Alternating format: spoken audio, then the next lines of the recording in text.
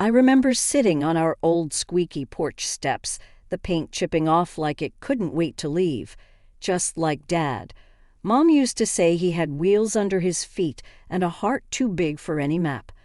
I never really got what that meant until the police came that day, saying Dad's truck was found abandoned by the side of some forgotten highway. I was just 7, clinging to Mom's skirt, not really understanding but feeling the weight of her silent tears. Mom Jane was a fighter, though. Without Dad, she took on double shifts at the local diner. I'd often fall asleep to the sound of her coming home late, trying to be quiet, but never quite managing it. One evening when I was about 12, I asked her, "Mom, why do you work so much? Aren't you tired?" She sat beside me, her eyes tired but kind. "Ella, we've got to make ends meet. Life's tough, but we're tougher, right?" I nodded, not fully understanding but proud to be tough like Mom. Then came the hammer blow that was Mom's cancer diagnosis. When I was 18, she fought it hard, but it was like trying to hold back the tide with a spoon. She passed away quietly, leaving me with nothing but memories and a stack of bills. College was supposed to be my escape, my dream. I managed to scrape together enough for the first year, but after that, I was on my own. I juggled classes with 2, sometimes 3 jobs, anything that would pay. One particularly grueling night at the campus library, I remember breaking down. I was alone, surrounded by books that seemed as heavy as the world on my shoulders. That's when I first met John. He walked over, his eyes full of concern. "Hey, are you okay?" I wiped my eyes, embarrassed. "Yeah, just college stuff." He smiled a little awkwardly. "I get it. I'm John, by the way." "Ella," I replied, managing a small smile. That's how it all started with Jan. He was different, kind, and always there, like a steady rock in my turbulent sea. He didn't have much, but he shared everything he had with me, half a sandwich, notes from classes, even his old battered laptop. We'd sit together, sometimes talking, sometimes just sharing the silence. It was comfortable, safe. I hadn't felt that way since Mom was around. "You know, Ella," John said one day, "you're the strongest person I know. You're going to make it, I'm sure of it." I laughed a bit bitterly. Strong. I feel like I'm barely hanging on. That's what being strong is about, isn't it? Hanging on, even when it's the last thing you want to do. I looked at him, really looked at him, and I realized he was right. I was strong like Mom, and somehow I knew I'd make it through, with or without wheels under my feet. College life wasn't anything like those fancy brochures. It was hard, gritty, and it tested you in ways you never thought possible. I remember my second year, standing in line at the financial aid office, my stomach in knots. The lady at the counter looked at me like I was just another number. Next, she called out, not even looking up, "Hi, I'm here about my scholarship renewal." I began, but she cut me off. If it's not renewed in the system, there's nothing I can do. Next, I walked away, feeling a mix of anger and helplessness. That's when I bumped into Jan again. "Hey, Ella, everything okay?" he asked, his brows furrowed with concern. I shook my head. "No, not really. Financial aid's a dead end. Looks like I might have to drop out." John was quiet for a moment. "That's rough, but hey, don't give up. You're smarter than half the professors here." I chuckled despite the gloom. "Thanks, John. I don't know what to do." "Come on, let's grab a coffee, my treat. You can tell me all about it." That coffee turned into many more. John became my go-to person at college. He had this way of making problems seem smaller, more manageable. We'd sit in the cafeteria, him with his endless optimism, me trying not to drown in my own worries. One day he said, "You know, Ella, you should start looking for a job on campus. Might help with the money situation." I rolled my eyes. "You think I haven't tried? It's like everyone's out to get me or something." John leaned in. "Not everyone. I hear the library's looking for someone," John said. You're always there anyway, might as well get paid for it. I thought about it. Maybe, but what if they say no? Then we find something else. You're not in this alone, Ella. That's how I ended up working at the library. It wasn't glamorous, but it paid some bills. Between stacking books and serving coffees at a local cafe, I barely had time for studies, but I was making it work one day at a time. John and I grew closer. He wasn't just the guy who bought me coffee anymore. He was my friend, my confidant. He knew about my mom, my dad, and all the messy bits in between. It was one evening while closing up the library that John said something that stuck with me. Ella, you're going to make something of yourself. I just know it, and I'll be here cheering you on. I smiled, feeling a warmth spread through me. Thanks, John. That means a lot. College was tough, but with GN by my side, it felt like I had a fighting chance. He was more than a friend. He was a reminder that some good still existed in this crazy, mixed-up world. After college, life took a turn I didn't expect. John and I got married. It wasn't some big fairy tale wedding, just a small courthouse due with a few friends and less fanfare. We moved into this tiny apartment that had more cracks than walls, but it was ours. It felt like a fresh start, a new chapter. Then came the problem. John's mom, Mrs. Smith. The woman was a piece of work. The first time she visited our place, her nose wrinkled like she'd walked into a dumpster. "This is where you live," she said, her voice dripping with something that was half disbelief, half disgust. I tried to smile. "Yeah, it's not much, but we're happy." She snorted. "Happy, John? You can do better than this." "And what about kids? You can't raise kids in this." This JN cut in, trying to ease the tension. "Mom, we've talked about this. We're not rushing into kids. We're focusing on our careers right now." But she wouldn't have it. Every visit was a new complaint. The apartment's too small. The neighborhood's not good enough. Why isn't Ella cooking more? It went on and on. One evening after she left, I turned to John, frustration boiling over. "Doesn't it bother you, the way your mom talks about our life, John?" "Ever the peacemaker," he shrugged. "She's just worried about us. That's how she shows love, I guess." "That's not love, John. That's criticism." "There's a difference." He didn't say much after that. It was like he couldn't see what was so clear to me. His mom's words were chipping away at us bit by bit.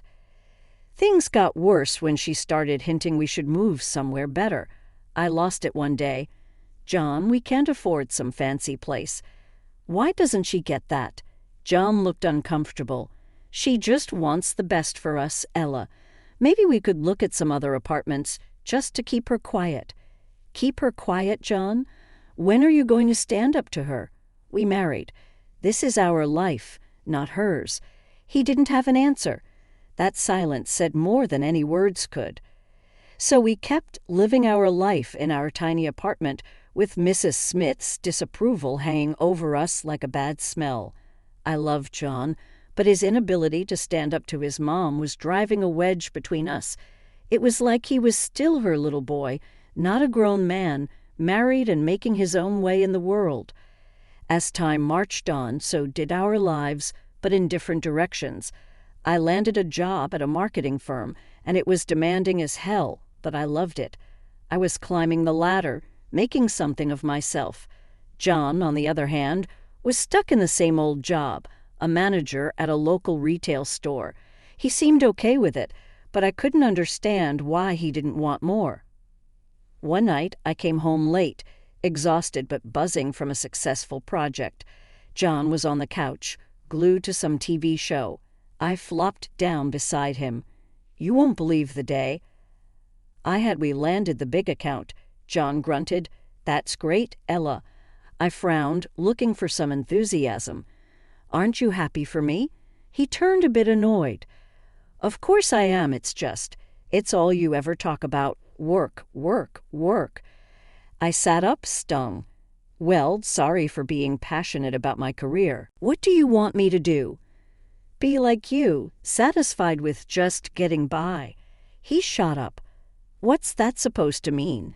It means, why don't you want more, John? Why are you content just being this? He didn't answer, just stormed off to bed. I stayed on the couch, fuming and hurt. The tension spilled over into everything, even simple conversations turned into minefields. Then came the day when John dropped a bombshell. He wanted us to move to a bigger place, something more befitting our status.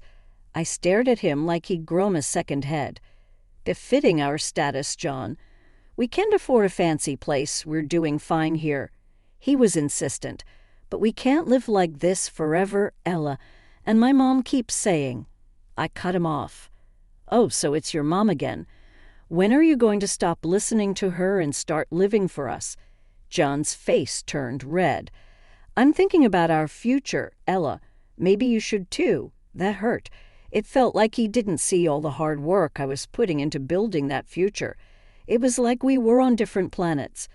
In the end, we did move to a house that cost us a whopping $12,000 a month. I could afford it, but it was a stretch. John seemed happier, but every time I wrote that rent check, I felt a part of me scream and protest. We were living in a house that was too big, with a gap between us that was growing wider. I lay awake most nights, wondering how we got here. Was it the money, the jobs, or had we just changed too much? Just when I thought things couldn't get more strained between John and me, life threw a curveball. John's dad fell seriously ill. It hit John hard. They were close. Overnight, our already fragile routine got upended. One evening, after a particularly rough visit to the hospital, John slumped into a chair, looking like the world was on his shoulders. Dad's not doing good, Ella. The doctors, they say he needs constant care. I sat beside him, trying to be the supportive wife. I'm so sorry, John. Maybe we can get a nurse to help. He shook his head, his eyes distant. No, I've been thinking. I'm going to take care of him. I'll quit my job and move in for a while. I was stunned. Quit your job, John? Are you sure? What about our bills? The rent for this place? He snapped. This isn't about money, Ella. It's my dad. I need to be there for him. I understood, I really did, but the practical side of me was screaming. And I get that, John, but we need to think this through. We can find another way to help your dad. He wouldn't budge. No, my mind's made up. I'm doing this. So he did. John moved into his parents' place, leaving me alone in our big, empty house. Days turned into weeks. I was juggling my job and all our bills while he was, I don't even know what. Every time I called or visited, it was the same scene. John, either glued to his phone or the TV, looking exhausted and frustrated. His mom, Mrs. Smith, was always hovering, throwing in her 2 cents. One day, I found him sprawled on the couch, a beer in hand, eyes glued to some game. John, shouldn't you be with your dad? He barely glanced at me. He's sleeping. What do you want me to do? Sit and stare at him. I bit back my frustration. You could look for a part-time job, help out with our expenses. That got his attention. He sat up, angry. Really, Ella? You want me to work now, while my dad's lying there, dying? I tried to keep my voice steady. We're drowning in bills, John. I can't handle everything on my own. His mom walked in, always perfect timing. Ella, John is doing a noble thing, taking care of his father. You should be grateful. Grateful. The word hit me like a slap. Grateful. I'm keeping our lives afloat while he sits here doing what? Playing caretaker while watching TV and drinking. John stood up, towering over me. You just don't get it, do you? This is family. Maybe if you had one, you'd understand that. It cut deep, too deep. I walked out, the sound of his mom's tut-tuts chasing me. I drove home, tears blurring my vision. This wasn't the man I married. This was a stranger living a life I didn't sign up for. The days after John's father passed were tough. I expected things might start to shift back to normal, but they never did. John never went back to work. Instead, he spent more and more time at his mom's place, leaving me alone in our big, expensive house, drowning in bills and loneliness. One evening, I came home from work to find John and his mother, Mrs. Smith, sitting in the living room. The air was thick with tension. I could tell something was up.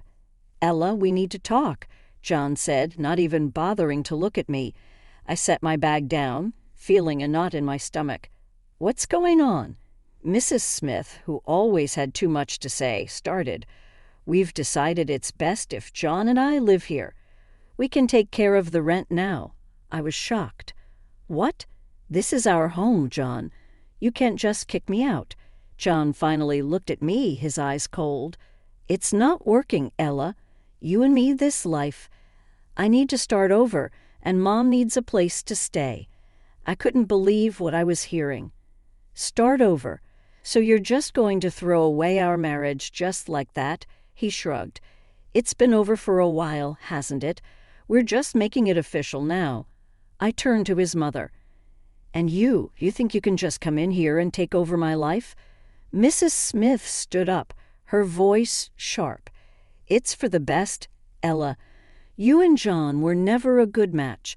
He needs to be with family now." I was seething. "Family? What about me? I'm his wife."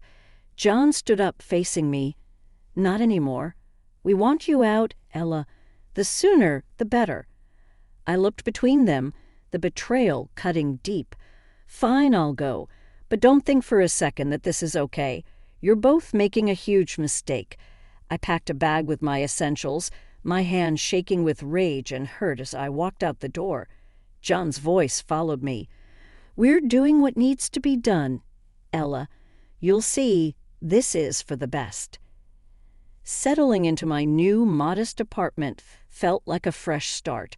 It was small, but it was a place where I could finally breathe, away from the stifling atmosphere of my past life with John and his overbearing mother. The walls were bare and the furniture was minimal, a stark contrast to the lavishness I'd left behind.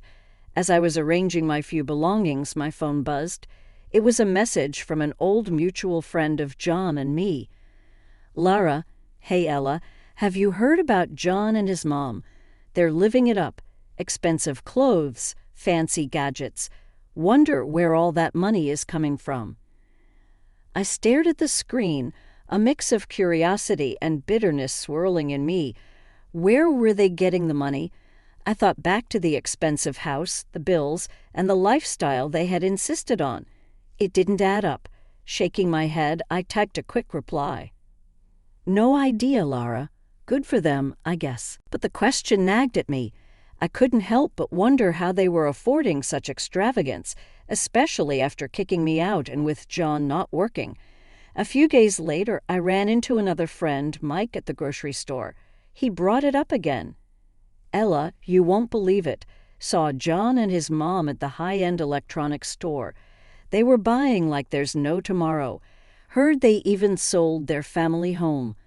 Crazy, huh?" I forced a smile. Yeah, crazy, but inside my mind was racing.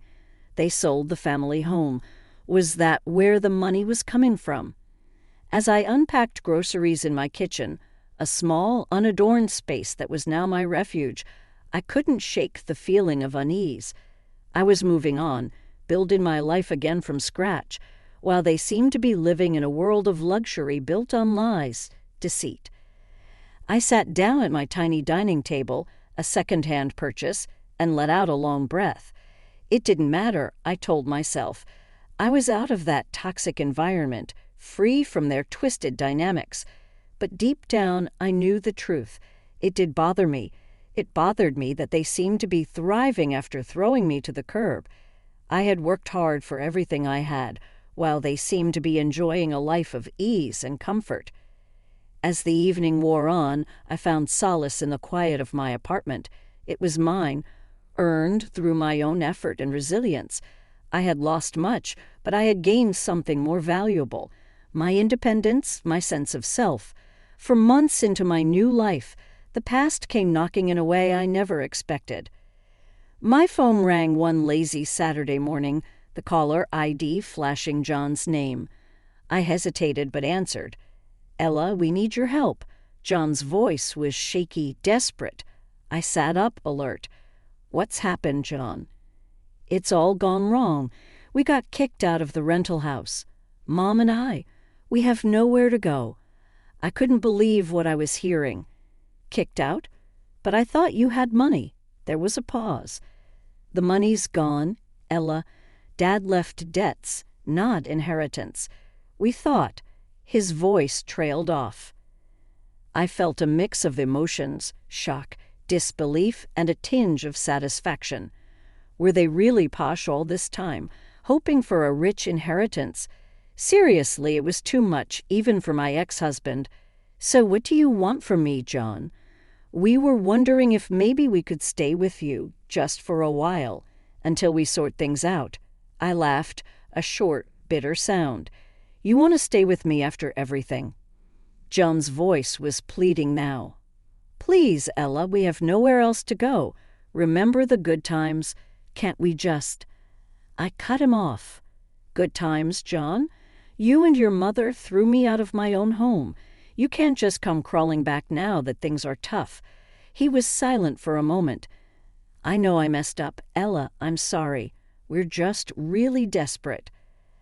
I took a deep breath, my decision clear. "John, I've moved on. I've built a new life, and there's no place for you or your mother in it. You need to figure this out on your own." "But, Ella—" "No, John. It's over. You made your choice, now live with it." I hung up, my heart pounding. I felt a surge of empowerment mixed with a twinge of sadness. John, the man I once loved, was now just a voice on the other end of the phone, a reminder of a life I had left behind. Later, Lara called me. "I heard about John and his mom. Are you okay?" I smiled, feeling a sense of peace. "Yeah, I'm more than okay.